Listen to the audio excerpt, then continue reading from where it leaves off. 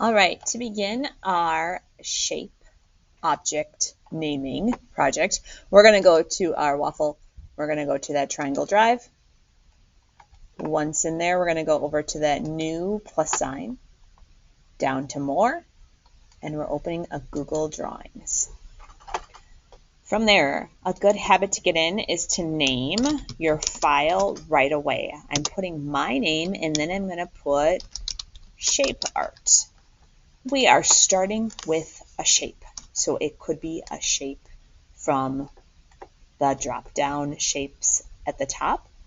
It could also be a shape you find by searching the web. So you could do an insert, image, search the web, and you could type a shape. So we looked at some examples of maybe a fish, or a circle could be a sun, a shark shape, a hearts.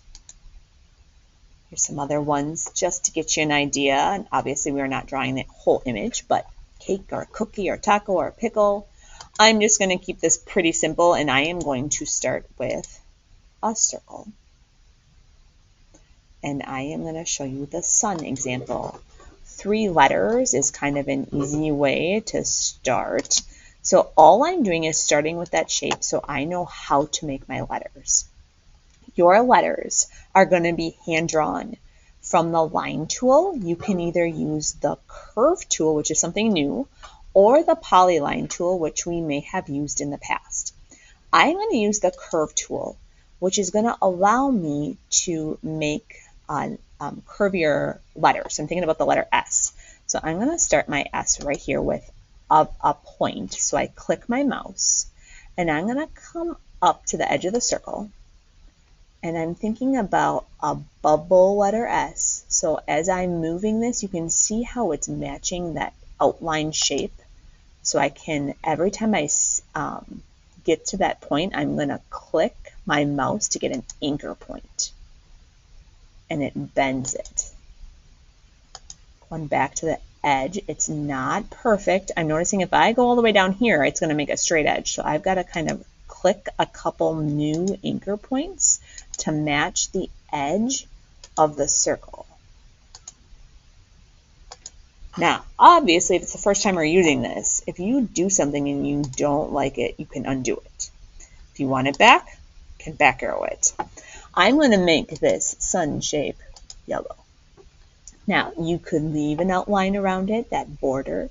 You could change the border color. You could change the border thickness. I am just going to actually take the border off. I'm going to make it transparent. It goes away. I'm going to go back to that curve tool. Notice how when I clicked the curve tool, it made a box around my S. I don't want to use it anymore on my S. I want to use it on a new letter. So I'm going to select, click off there, see if that works. Then it let me pick the curve tool again without touching the letter S. All right, I've got that X. I'm going to click a bullet point. I'm going to click down at the bottom, edge of the S.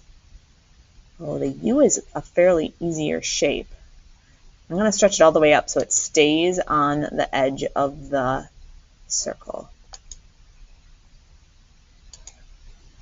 That got kind of skinny because it's my first time experimenting. I'm just going to go with it. It might not be perfect. I took off the border if you were looking and noticing, and now I'm ready for the end. I want to see if I have the shape selected, could I make it bigger?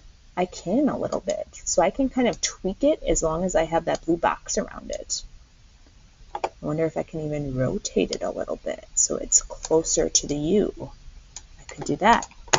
All right, I'm ready for my letter N. I could continue the curve tool and use the letter N. I'm going to show you the polyline tool just so you see the difference in how the letters will look. The polyline tool is going to give you very, very straight edges, more of a block letter versus a bubble letter. I think it's just a preference of how you want to make your letters. Every time I need a new corner, I click to create a new anchor point. Make that yellow. I take the border off just to make it the same. When you've kind of played around and made your letters, I'm going to slide that shape to the side. You can delete it. I I'm going to color the background of this paper. So I'll right click with my mouse or a double finger tap on my keypad or on my mouse pad. I'm going to make the background maybe blue for a blue sky. All right, because it's my first attempt, I'm not 100% happy with the way this looks. I might tweak it a little bit more. But once you've finalized your image, you're going to share it with your teacher. So I click that share button at the top, type in my teacher's last name, and I should see their email address to send it to them.